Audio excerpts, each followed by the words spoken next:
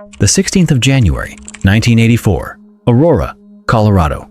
The wind didn't just blow, it bit through skin, through clothing, and settled into the bone. Constance Bennett arrived at her son's house, her heart heavy, with a mother's intuition that something was wrong. Bruce and Deborah hadn't shown up for work. They didn't answer their phones. When she reached their home on East Center Drive, she didn't find the warm, lit living room she expected. She found the front door wide open. In the freezing gale, the heavy wood slapped rhythmically against the doorframe, a hollow, sickening sound that echoed through the cul-de-sac.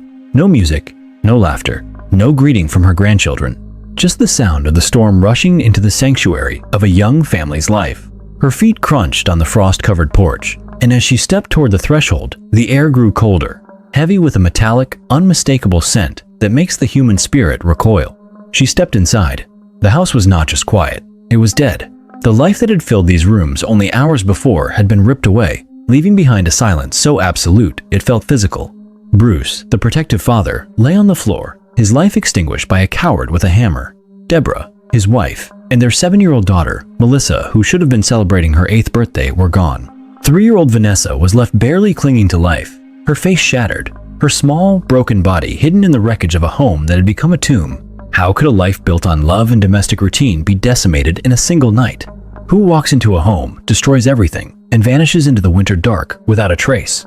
The sheer brutality of it leaves you cold, doesn't it?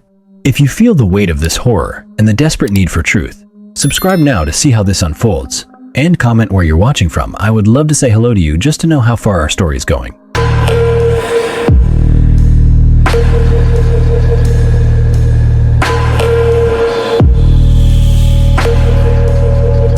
The interior of the Bennett house told a story of ordinary life colliding with extreme, irrational malice. In the living room, the scene was preserved in a haunting state of suspended animation. Brightly colored building blocks lay scattered across the rug, the final resting place of a game that would never be finished. The air felt thin, strained by the gravity of what had occurred within these walls. The clock on the wall continued its rhythmic ticking, a mechanical heartbeat in a house that had lost its own. Bruce had spent his final morning fixing a drafty window in the nursery, a small, loving gesture to keep his children safe from the biting Colorado chill. That window, meant to protect, now looked out over a yard where the snow was unmarked, hiding the path of a monster. Every piece of furniture, every personal item remained exactly where it belonged. Wallets, keys, even the half-full coffee pot sitting on the counter pointed to a sudden violent interruption. There was no struggle that left the room in ruins, no signs of a robbery gone wrong. This was not a crime of passion, but a targeted, cold execution of an entire family unit. You start to think, who could target a young family during a quiet Sunday? Who watches a home, waits for the lights to go out, and decides that these specific lives are forfeit? You probably feel a flash of white-hot anger, a protective instinct rising in your chest. That is the reality for the families we cover here, the victims of pure, unadulterated human cruelty.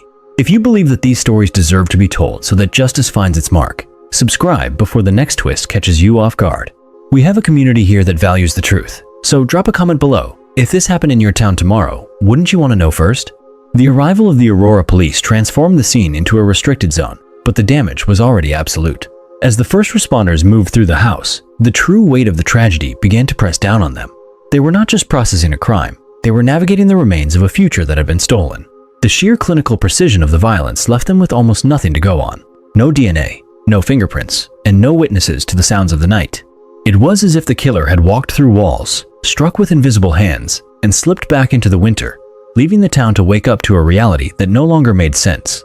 The silence that followed was heavy, an oppressive weight that clung to every street in the neighborhood. People locked their doors and stayed off the streets after dark, the fear spreading faster than the news reports. This was 1984. Forensic science was not the high-tech shield against crime that it is today. Investigators relied on physical evidence and eyewitness accounts. But here, there were only questions. The lack of clues turned the town into a cage of suspicion. Neighbors looked at neighbors with new, sharp eyes, wondering if the person they greeted at the grocery store was the same person who had entered the Bennett home. This feeling, the loss of safety in one's own community, is a wound that refuses to heal. For 3.5 decades, this story would echo through the town, a constant, painful reminder of a debt that remained unpaid. Most people don't know the full scope of how this failure to find the truth impacted the families left behind, but it changes everything about how a community functions. If you are still not subscribing, drop a comment. What is holding you back? We only get the full picture when we look at the entire story. and you don't want to be left behind when the truth finally surfaces. The sun rose on the days following the discovery, but the warmth of the Colorado morning had vanished. Neighbors stepped onto their driveways, no longer checking the weather or glancing at the mountains, but staring fixedly at the house on East Center Drive. The routine of the neighborhood, the morning commute, the quiet hum of lawnmowers, the casual waves between people who had shared the same street for years had disintegrated. A thick layer of dread settled over every home.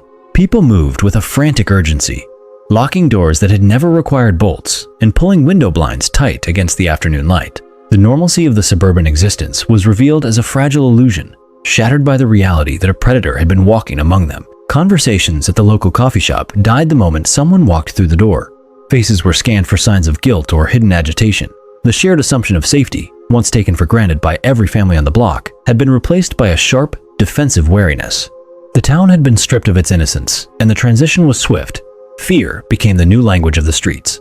Every passing car, every unfamiliar sound at night, and every knock on a door became a catalyst for terror.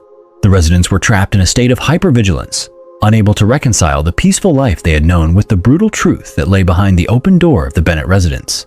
It was a collective paralysis, where the simple act of living was overshadowed by the constant, gnawing awareness of a monster still at large, watching from the periphery. The neighborhood had not just lost a family, it had lost its identity, transforming into a place where the fear of the unknown dictated every movement, every word, and every thought, trapping everyone in a cycle of suspicion that would not break for years. The house on East Center Drive remained a monument to a life cut short, and nowhere was the loss more visible than in the nursery. Bruce had labored over that window, his hands working the wood to ensure the cold would stay out, an act of love meant to safeguard his daughters. Now, that window looked out onto a world that felt indifferent to the suffering within. The grandfather clock in the hallway continued to mark time, its steady tick-tock resonating through the vacant rooms.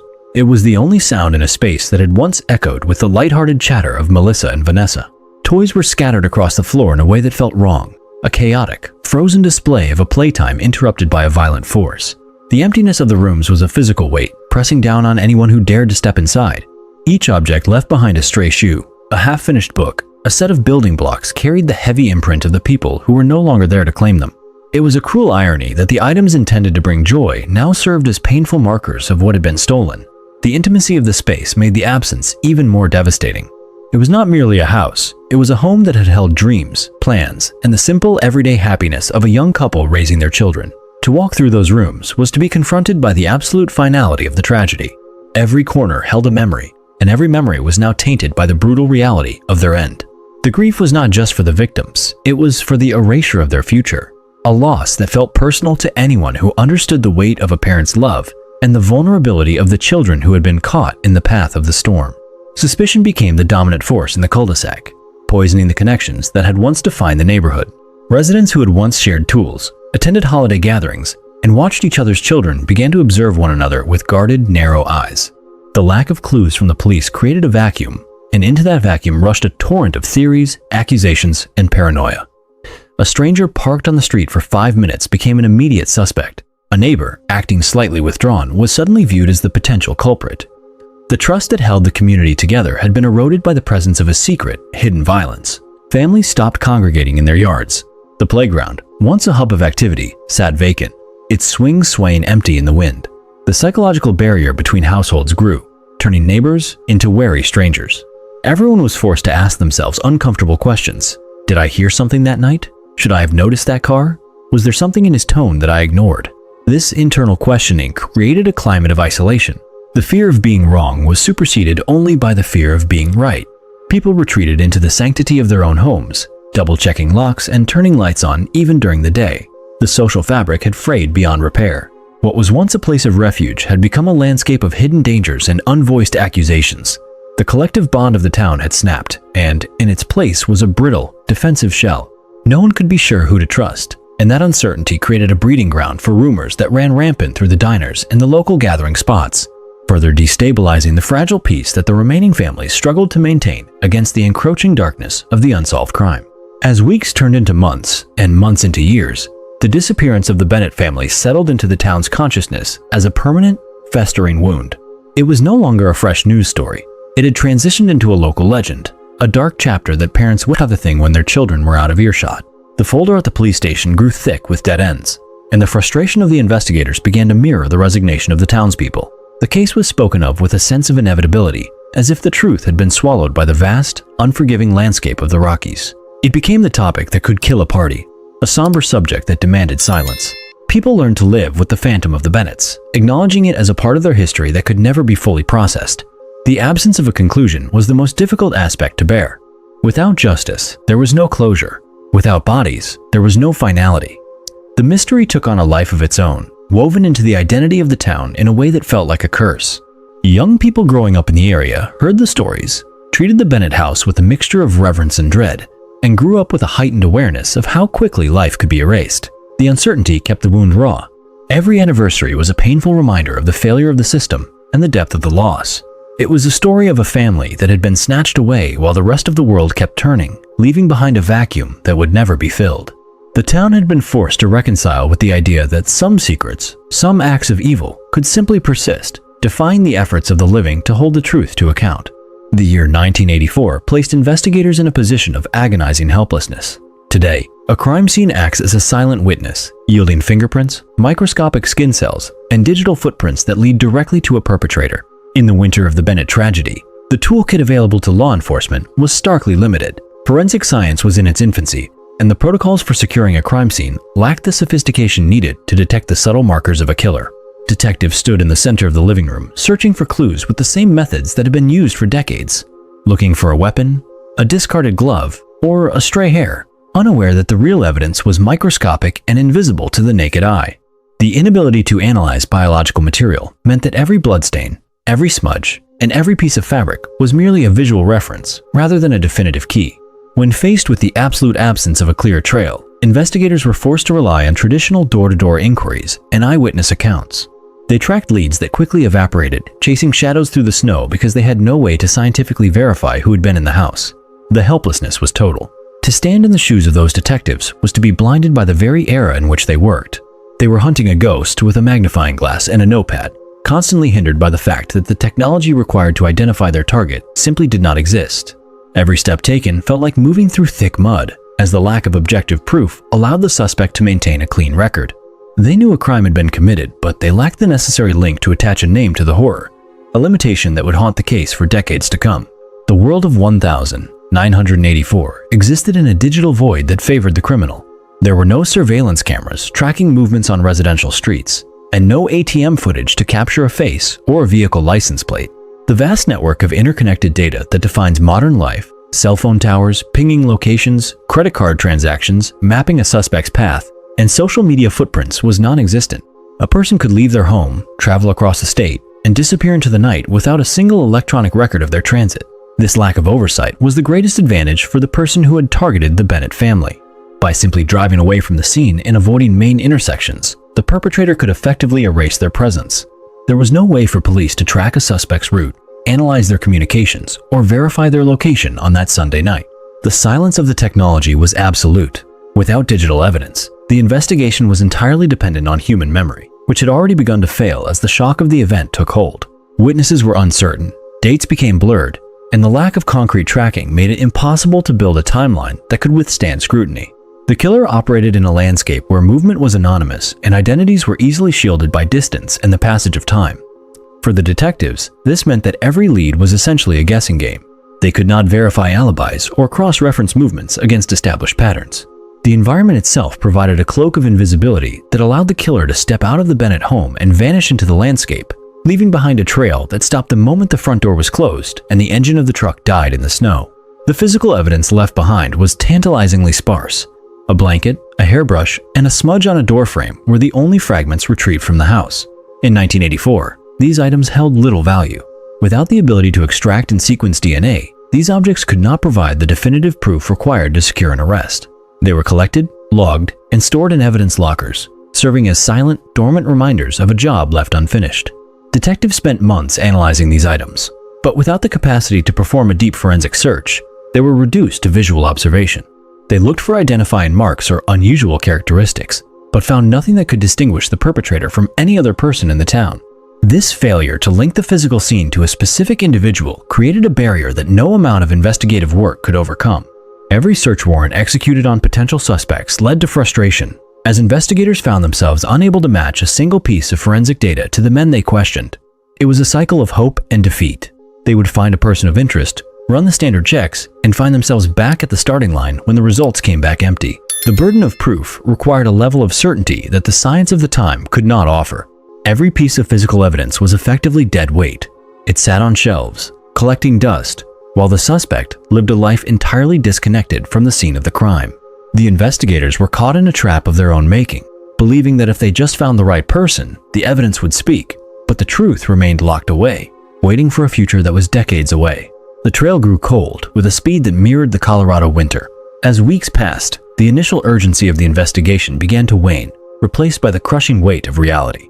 The police had exhausted every lead, interviewed every neighbor, and checked every known associate, yet the perpetrator remained at large. The case began to gather dust, pushed further back into the archives as new crimes required immediate attention.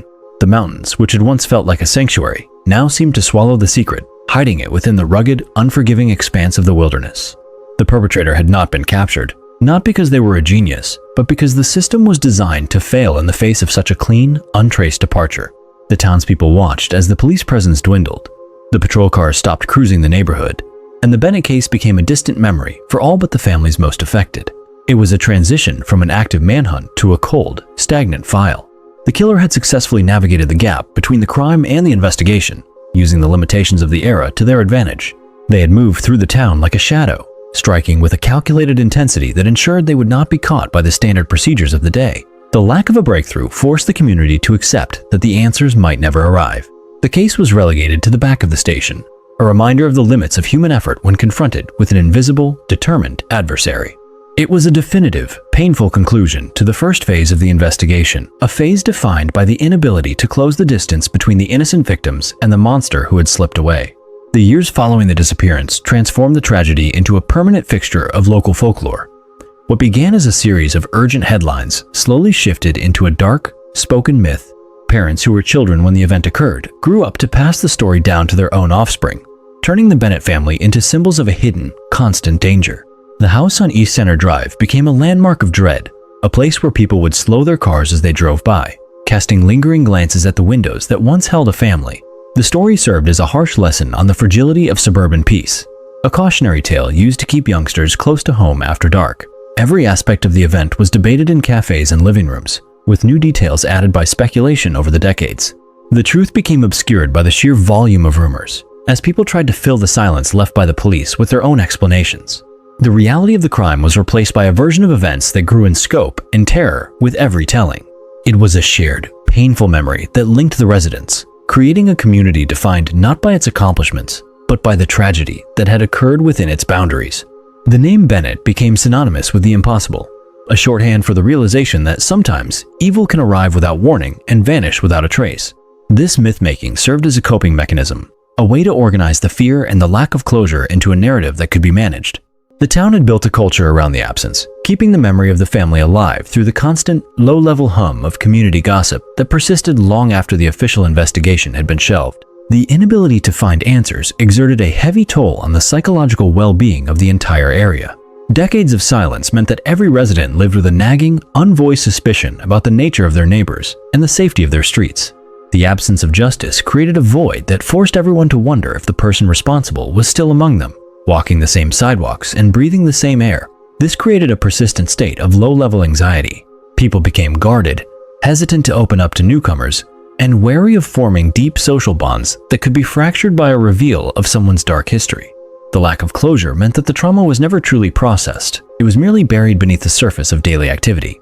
The victims, Bruce, Deborah, Melissa, and Vanessa, were constantly present in the public mind, their absence acting as a mirror that reflected the community's shared failure. To think about the case was to confront the limits of one's own security. It was a deeply uncomfortable realization that a family could simply cease to exist while everyone else kept moving forward. This awareness caused a rift in the community, separating those who could ignore the past from those who were haunted by it. The questions who, why, and how remained sharp and active, refusing to dull with the passage of time. The community had become a place of missed opportunities and regrets, where the lingering feeling that something could have been done remained a constant companion for those who had been there in 1984. The weight of the mystery was a collective burden, an emotional debt that no one knew how to pay, and the constant, circular questioning kept the community trapped in a loop of grief.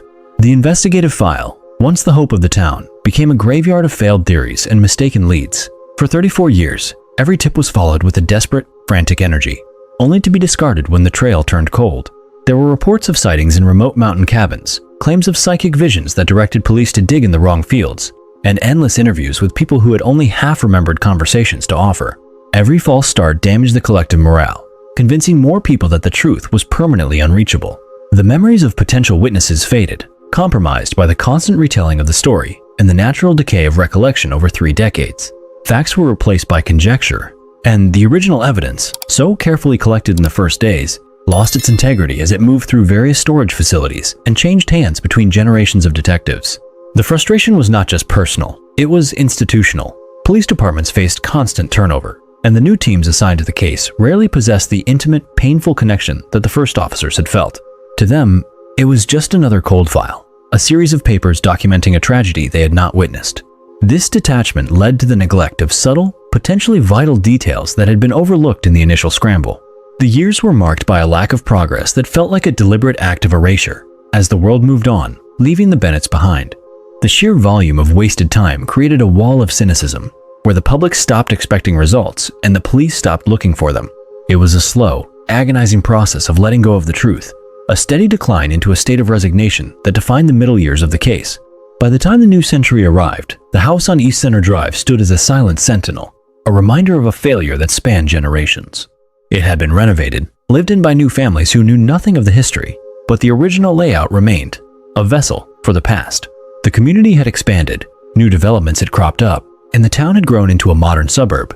But the Bennett mystery remained at the center, a dark core that influenced the local consciousness. The new residents became part of the story, their presence an uncomfortable juxtaposition to the shadows of the original family. People who moved to the town were eventually told the tale, the weight of it transferred to them like an unwanted inheritance.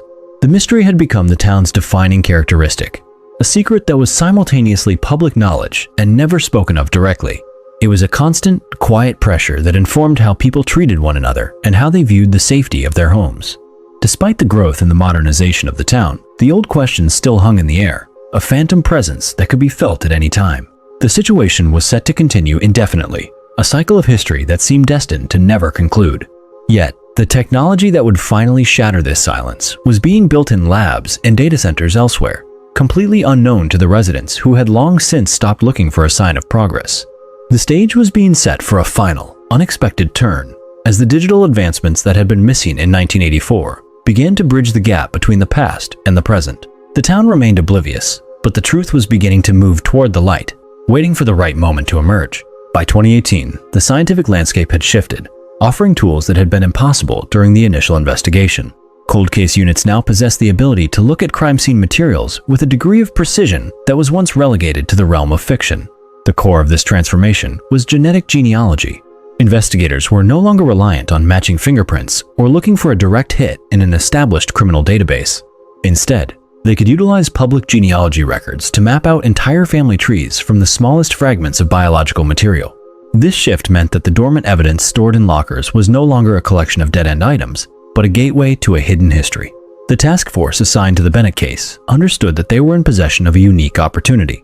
They were not looking for a needle in a haystack. They were looking for a lineage that would lead them to a specific person. The process began with the careful extraction of genetic data, a procedure that required extreme care to avoid contamination after decades of improper storage. Every technician involved was aware of the stakes.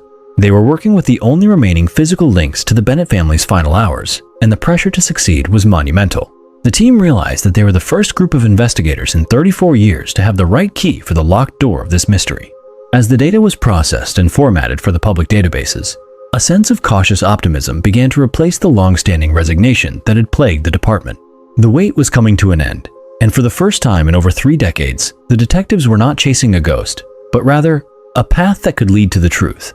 The evidence, forgotten and discarded by investigators in 1984, now became the focal point of a high-tech search. Among the items pulled from the vault were a blanket found near the doorway and a mysterious smudge on the interior doorframe of the truck Bruce had been using. At the time of the initial crime, these items had provided nothing of value because they were seen only for their physical characteristics, which offered no clues to the killer's identity. Now, they were treated with the reverence of artifacts. The blanket, once thought to be just a household object, was sampled for any traces of foreign material. The smudge on the doorframe was subjected to advanced swabbing techniques to recover any latent cells that might have survived the decades. The level of detail required was exhaustive. Every square millimeter of these items was scrutinized by lab experts looking for a single strand of hair, a microscopic skin flake, or a droplet of biological matter. They were searching for the invisible. The process was slow and methodical, requiring hours of careful work to ensure that the integrity of the samples was maintained. Each step was a gamble. If the DNA had degraded beyond recovery, the case would remain closed forever. The investigators waited in silence as the lab technicians worked. When the initial results came back, the room was thick with tension. They had successfully extracted a partial profile. It was not a complete blueprint, but it was enough to serve as the start of a journey. The investigators had found the missing link that had eluded every other team before them, and the reality that this tiny piece of data was the key to unlocking a generation-long mystery hit them with the force of a hammer. Once the partial DNA profile was secured, the digital manhunt began in earnest. The investigators uploaded the data into public genealogy databases, searching for connections that stretched across the nation. They were looking for matches that could indicate second or third degree relatives of the person whose biological material was found at the scene. This was not a quick match. It was a complex process of building family trees, tracing surnames, and identifying common ancestors among thousands of individuals. The team worked in the shadows, navigating the labyrinth of modern genealogy to find the link that would connect the unknown donor to a specific individual who had been in Colorado in 1984. Every morning, the detectives checked the database for new updates or closer matches. They were building a map of a person's life, starting from their distant kin and moving closer to the core. It was a painstaking task that required deep research into birth certificates, census records, and marriage registries. As the matches started to narrow, the investigative circle tightened around a specific lineage. They were no longer looking for a general type of person. They were looking for a specific individual who fit the timeline and the geographic location of the crime. The process was a race against time and the potential for a breakthrough that could confirm their theory. As the pieces of the puzzle aligned, the detectives realized that they were tracing a path that led to someone who had successfully blended into society. The digital manhunt was providing them with a name that had never been on a suspect list, a revelation that changed the fundamental trajectory of the case and pointed them toward the person who had been responsible for the disappearance of the Bennett family all along. The investigative path finally converged on a man whose history had never been challenged. By reconstructing his life after 1984, the task force uncovered a series of red flags that had been invisible to the world. They found reports of erratic behavior, strange obsessions, and a sudden, unexplained exit from Colorado shortly after the Bennett family vanished. The man had relocated, established a new life, and lived in total silence regarding his past. The investigators began to piece together his movements, finding that he had been in the periphery of the town during that cold January, a fact that had gone unnoticed during the initial investigation. The evidence was not just a DNA match. It was a character study of a person who had spent 34 years hiding the truth behind a mask of normalcy. He had moved through the world like anyone else, grocery shopping, interacting with neighbors, and maintaining a routine that kept him off the police's radar. Yet, the DNA profile had pierced his veil. The detectives were now watching him, documenting his every move, and confirming that the person they had identified was the same individual who had been at the house on East Center Drive. The realization that they were closing in on the person who had destroyed a family was a defining moment for the entire unit. They had found the man who had thought he had successfully outrun his past, only to be caught by the unyielding march of modern forensic capability. The trap was set. They were ready to move, to bring an end to the 34 years of uncertainty, and to confront the monster who had existed in the shadows for so long. The case was moving toward a final, necessary conclusion that would shake the town to its very foundation. The investigation reached a point of high intensity as the team refined the family tree constructed from the genealogy data. Each connection confirmed in the public database served to exclude hundreds of other potential candidates, pulling the focus toward one specific lineage. This was a process of mathematical elimination, where every branch of the family tree was vetted against the timeline of the 1984 crime. The investigators were looking for a male individual who was of age at the time of the disappearance and had resided in Colorado. As they followed the digital thread, the list of names shrunk from thousands to hundreds, and then to a dozen. The frustration of 3 decades began to evaporate, replaced by a singular, focused drive to find the one individual whose life intersected with the Bennett home. Every verification step was critical. They cross-referenced birth dates, military records, and residency logs, building a profile that had to be airtight before any move could be made. The digital search allowed them to skip over the guesswork that had paralyzed previous teams, providing a direct line to the person they had been hunting. They were looking at a map of a human life, tracing it backward from the current day to the winter of 1984. The tension in the office was constant, as every new piece of information either confirmed their direction or forced a correction in the lineage.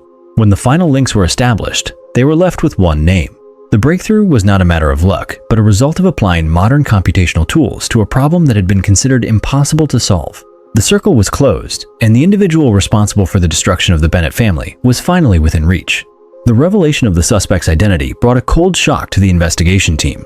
The man they had identified was someone who had existed on the periphery of the town during that fateful winter.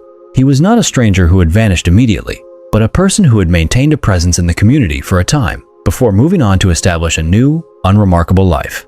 He had been a face in the crowd, potentially seen at local gatherings, shopping centers, or even residential streets near the scene. This discovery challenged the original theories that the Bennetts had been targeted by a complete outsider. Instead, they were looking at someone who had potentially walked the same streets as the victims, perhaps even watching them during the days leading up to the tragedy. The realization that he had successfully blended into society for over 30 years added a layer of profound anger to the proceedings. He had lived a life of relative comfort while the survivors of the Bennett family spent decades grieving in the dark. There was no indication of his violent past in his public interactions. He was a person who kept to himself, avoided trouble, and adhered to the expectations of his new community. To the people who knew him in his later years, he was simply an average citizen. The fact that he was so easily overlooked made the crime feel even more personal and devastating. He had used his ability to be forgettable as a shield, ensuring that no one would ever suspect the hidden history he carried with him. The detectives felt the weight of their discovery of the monster was not a distant myth, but a man who had been hiding in plain sight. The suspect's life over the subsequent decades appeared to be a carefully constructed attempt at invisibility. As the team reviewed his history, they began to recognize the patterns of a man who was constantly aware of his own past. He relocated often, maintained few deep personal connections, and avoided any situation that would require a detailed background check or prolonged scrutiny. This was the behavior of someone who was perpetually looking over his shoulder, ensuring that his life remained shallow enough to escape notice. He did not leave a trail because he had learned that a trail was a liability. His existence was defined by a lack of permanence, a tactical choice that helped him avoid the attention of law enforcement for over 3 decades. During this time, he had avoided criminal trouble, keeping his profile so low that he never triggered a background investigation or a routine police inquiry. It was a life built on the avoidance of confrontation and the curation of a harmless persona. The investigators found this to be the most chilling aspect of their findings. It suggested a high level of self-control and an acute understanding of how to survive in a modern society while hiding a secret that would lead to a lifetime of imprisonment. Every decision he made seemed to be influenced by the need to maintain his cover. He was a person who had turned his life into a cage, sacrificing real human connections to ensure that the events of 1984 stayed buried. His ability to maintain this level of deception for so long without fracturing was a testament to the cold, calculating nature of the individual who had committed the crime, confirming that this was no impulsive act, but the work of someone with a firm grip on his own dark secret. The investigation moved into a phase of active surveillance as the team worked to confirm their findings before the final arrest. The detectives were no longer just tracking names on a screen. They were observing a real person in his daily environment. They monitored his routines, his social interactions, and his attempts to maintain the normalcy he had cultivated for 34 years. The atmosphere in the unit was one of absolute, quiet intensity. They had the evidence, they had the profile, and now they had the target. Every report from the field reinforced their confidence in the DNA link and the historical timeline they had developed. The suspect remained completely unaware that the walls were closing in, continuing his life as if the past had no way of catching up to him. He was effectively walking toward his own end, oblivious to the fact that the tools of the modern age had bypassed every defense he had spent a lifetime building. The team prepared for the final strike, coordinating with local authorities to ensure a secure and effective operation. There would be no room for error, as this was the opportunity to deliver the final piece of justice that the community had been waiting for since 1984. The anonymity he had cherished was about to be stripped away, and the secret he had guarded so closely was about to be laid bare before the world. For the detectives, this was the culmination of a journey that had required patience, grit, and the relentless application of new technologies. The convergence of digital tracking and traditional police work had finally pinned the culprit to his location, and the countdown to his arrest had begun. The 34 years of freedom were reaching their final moments, and the truth was prepared to emerge from the silence. The suspect built a life that functioned as a deliberate barrier against the past.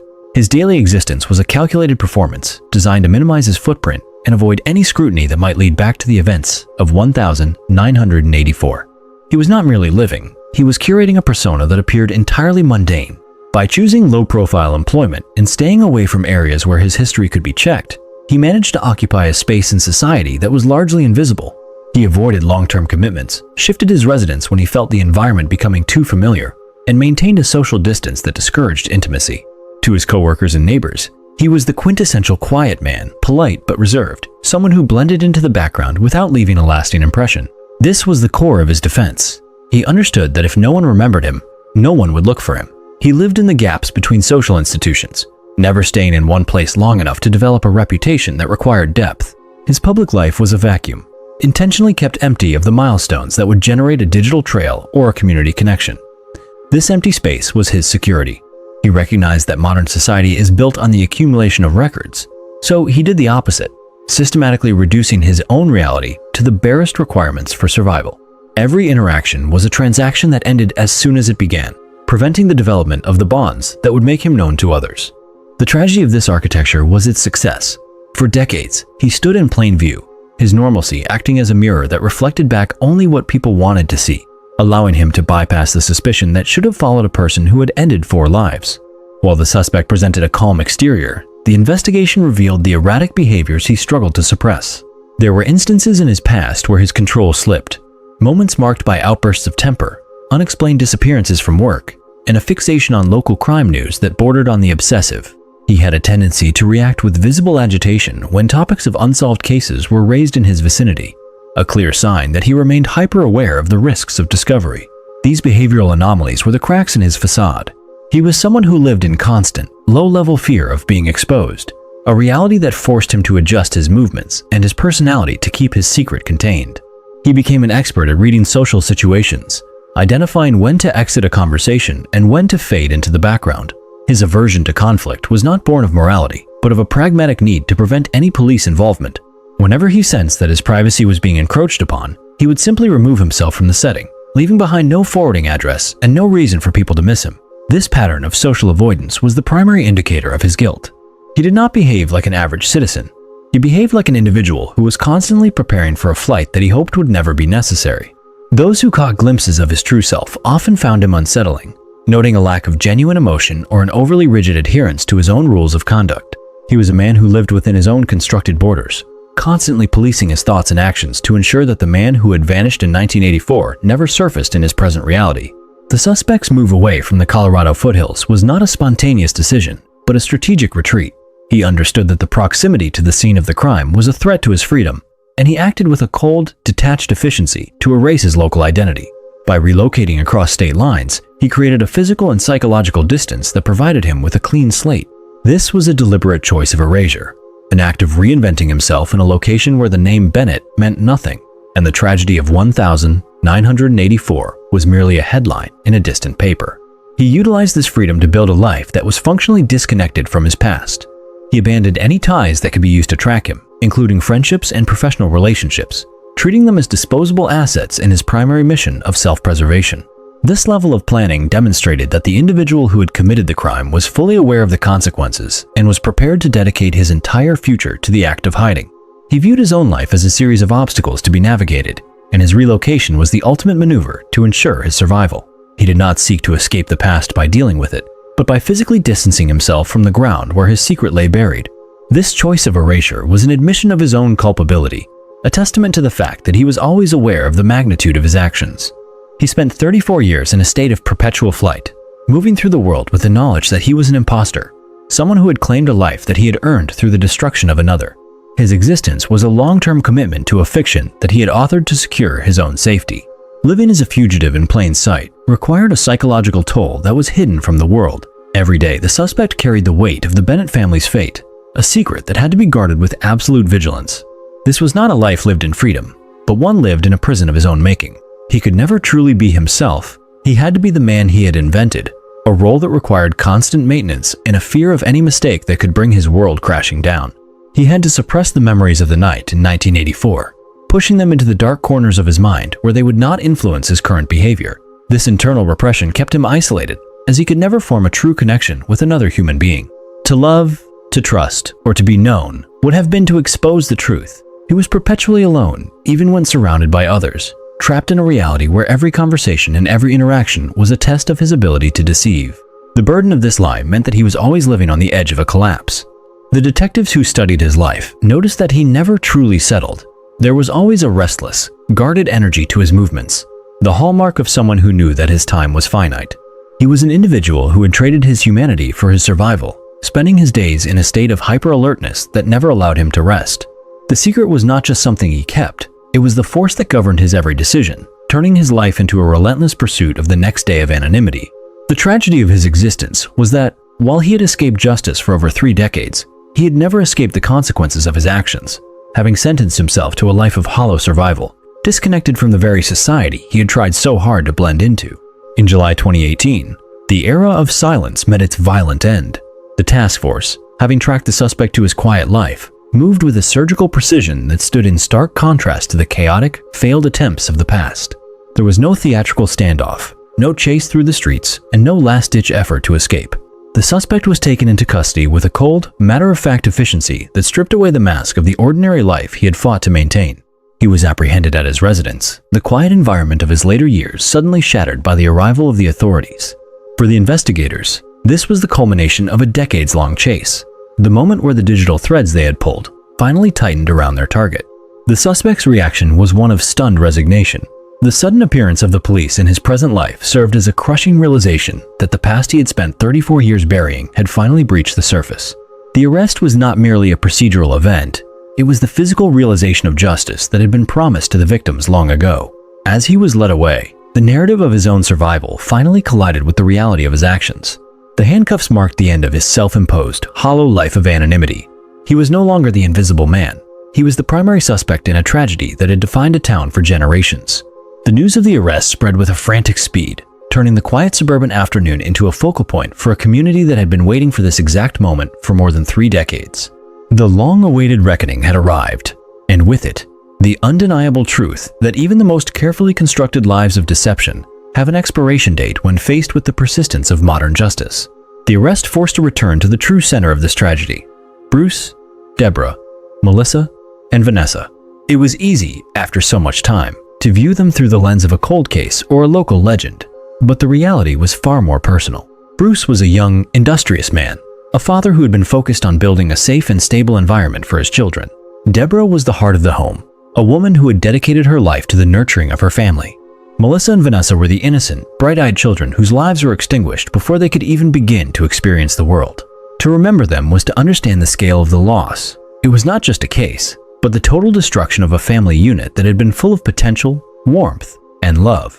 The grandfather clock that had ticked in the hallway had been the rhythm of their daily life. The building blocks on the floor had been the tools of their shared joy, and the nursery window had been a symbol of a parent's protective instinct. These were real people whose absence left a void that could never be filled, a hole in the community that remained even after the suspect was finally detained. The grief for them was not a static emotion. It was a living, breathing weight that the extended family had carried through every birthday, every holiday, and every quiet moment of the intervening decades. They were the victims of an act that defied explanation, and their memories had been preserved in the minds of those who knew them best. The arrest did not return them to the world, but it did restore their dignity, shifting the focus away from the phantom of the killer and back to the individuals whose lives had been worth so much more than the shadow they left behind. The news of the arrest served as a catalyst for a sudden resurgence of grief among the surviving extended family and the longtime residents of the area. For years, they had been told that the case was stagnant, that the trail was cold, and that they should manage their expectations regarding any future resolution. The sudden arrival of justice forced them to confront feelings that had been pushed into the background of their daily lives. The process of justice was not a source of immediate relief, but a harrowing journey through the past. Every detail of the arrest and the subsequent legal proceedings brought the tragedy back to the surface with a painful intensity. It was a bittersweet development. The capture of the suspect provided a degree of closure, yet it also meant that the reality of the events had to be faced again, this time with the finality of a courtroom setting. The surviving relatives felt the pull of the past, the memories of Bruce and Deborah returning with a sharpness that had been dulled by the passage of time. The community stood with them, their shared history of the Bennett case acting as a connective tissue for those who had lived through the decades of uncertainty. It was a time of somber reflection, where the relief of the arrest was balanced by the recognition that the loss was permanent and absolute.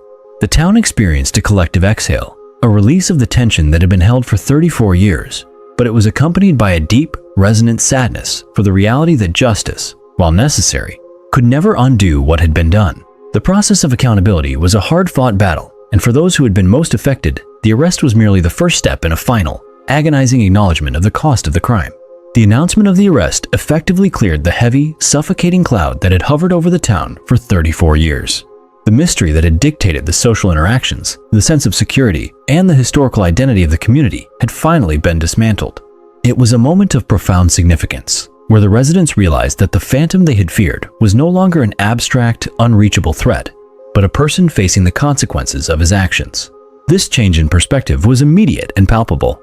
The story shifted from a source of fear to a testament of persistence. The town began to reclaim its own narrative, moving away from the definition of itself as a place of tragedy to a place that had finally secured a measure of justice. It was a difficult transition, as the healing process required a complete re-evaluation of the past. Families who had lived in the shadow of the Bennetts were now able to speak about them with a sense of finality that had been previously impossible.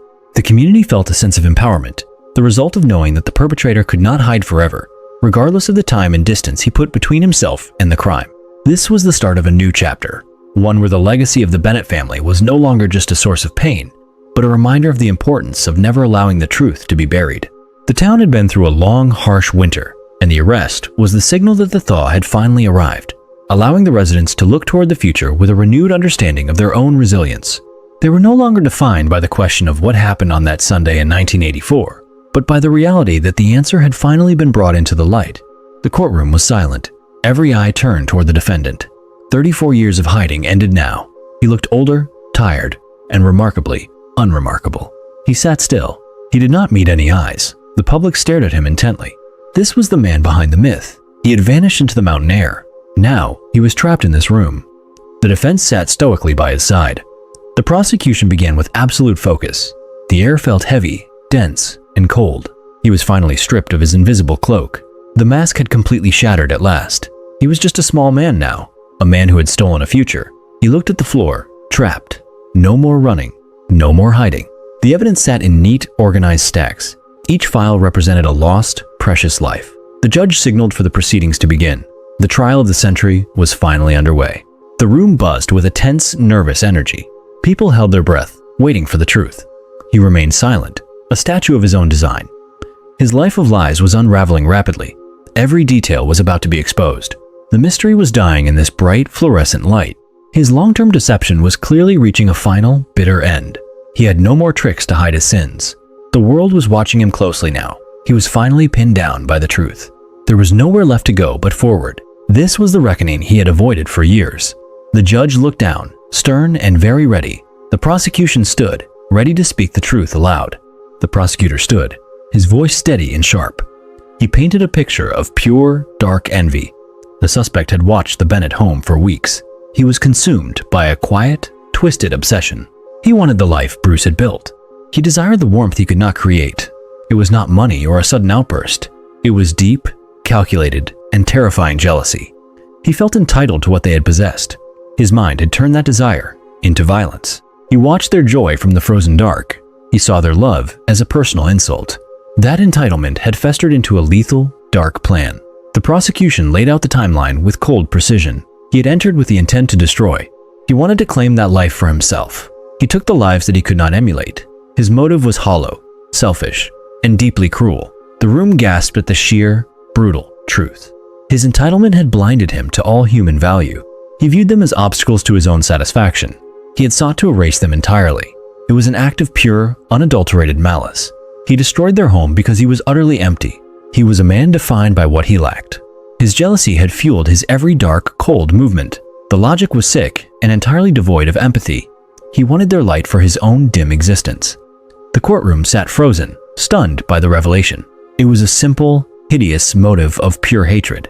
He could not have it, so he killed it. The testimony began, filling the room with pain. Survivors recounted the years spent in the dark. They spoke of empty chairs and broken hearts. Each word landed like a heavy, leaden weight. The facts of that night were finally revealed. The brutality of his actions was laid bare. People wept openly in the rows of seats. The lawyer asked questions that needed harsh answers. The defendant never looked up from the table. His indifference only increased the anger in here. The pain of the past was now tangible. The reality of the crime felt sharp today. Each witness added a piece to the puzzle. The horror of his choices became impossible to ignore. The surviving family members stood tall, demanding justice. Their grief was a force that shook everyone. Every detail felt like a fresh, open wound. They spoke for those who could not scream. The truth was far worse than the rumors. He had acted with a cold, mechanical detachment. The story was a nightmare, realized in full detail. Moral outrage rippled through the entire packed gallery. He had taken everything without a second thought. The court felt like a tomb of memories. The testimony was a final, devastating, honest accounting. It stripped away all his remaining, thin defenses. There was no room left for his lies. The reality of the loss was overwhelming now. Justice demanded more than just a simple sentence. The air grew thin, hard to breathe today. Each minute was a struggle against the pain. The facts were clear, cold, and utterly unforgiving. The jury returned, their faces set and grim. The judge took the paper with steady hands. The courtroom went silent. Not a sound stirred. He stood, waiting for the final word now. The foreman spoke, his voice clear and loud. Guilty. The word echoed against the high, wood walls. A wave of relief washed over the gallery. The air finally cleared. The tension broke apart.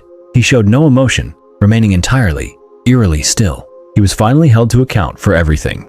The long winter had reached its final end. Justice was served for the Bennett family today. The truth had emerged from the dark archive. He was a monster, now fully unmasked forever. The judge looked at him with icy, clear disdain. The sentence would follow this final, sharp ruling. The case was finally, officially, and legally closed. The families embraced, tears flowing freely at last. They had survived the long, painful, dark road. The town could finally begin to heal tomorrow. A burden had been lifted from their shoulders. The mystery was no longer a heavy, dark weight. The truth was known, settled, and clearly defined. He was headed to a long, well-deserved isolation. The nightmare was over. The light had returned. Everything was changed, yet somehow at peace again. The final, heavy chapter was finally turned over. The world would not forget the Bennett family. They were remembered in this hard-won, final truth. The verdict stood as a monument to justice. His life of lies had met its end. The truth had finally, surely, and loudly won. The sentencing transformed the atmosphere of the town. For over 3 decades, the Bennett mystery had served as a heavy, intangible anchor, dictating the mood of the community and coloring every local interaction. With the legal proceedings concluded and the culprit permanently removed from society, the collective tension finally dissipated. The town was no longer forced to live in the shadow of an unresolved horror. Residents could walk down East Center Drive without the lingering sense of unease that had defined the area since 1984. The shift was profound and immediate. People began to reconnect in ways that had been stifled by suspicion, and the local discourse moved away from the circular, anxious speculation that had kept the tragedy alive. The courthouse outcome provided the definitive closure that allowed the town to step into a new phase of its history. It was no longer a place defined by a missing family. It was a community that had seen its long-term darkness replaced by the clarity of the truth. The relief was not merely individual, but social, as neighbors found they could speak openly about the past without the constant, gnawing fear of the unknown. The accountability achieved in the courtroom acted as a necessary exorcism, purging the lingering trauma that had prevented the town from moving forward. They had reclaimed their streets and their peace of mind, leaving behind the paralyzing grip of the past to build a future that was no longer haunted by a ghost. The town was reclaiming its narrative, turning from a place of mystery into a place that had demonstrated the power of persistence and the resilience of a community that had refused to let its victims be forgotten, finally finding the strength to move beyond the long, dark winter. Honoring the Bennett family became the new focus of the community's shared efforts. Rather than allowing the memory of Bruce, Deborah, Melissa, and Vanessa to be reduced to the circumstances of their final day, the town chose to emphasize the lives they had led. Memorials were established not as markers of a tragedy, but as tributes to the love and potential that had been stolen. The surviving family members played a central role in this process, ensuring that the legacy of their loved ones was rooted in their kindness, their aspirations, and their contributions to the neighborhood. The conversation shifted toward the joy they had brought into the lives of those who knew them. Every year, ceremonies marked the importance of their presence, turning the date of their disappearance into a moment of communal reflection and celebration of their spirits. This change was an essential act of reclamation. It was an architecture of memory that centered on dignity rather than horror.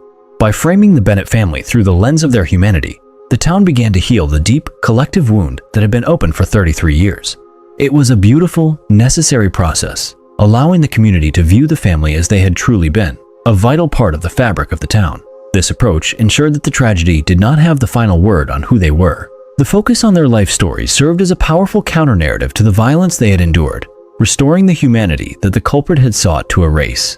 The town now remembered them with warmth, transforming their once haunted house into a place where the focus was on the lasting impact of their short time, honoring the light they had left behind. The case of the Bennett disappearance provided a harsh, lasting lesson on the nature of evil and the importance of civic awareness. The realization that the person responsible for such destruction had lived in plain sight for decades challenged the town's understanding of their own safety. It became a lesson on the necessity of vigilance, not in the sense of paranoia, but in the importance of genuine community connection. The culprit had thrived in the gaps of society, utilizing the anonymity of a changing world to protect his secrets. The lesson was clear.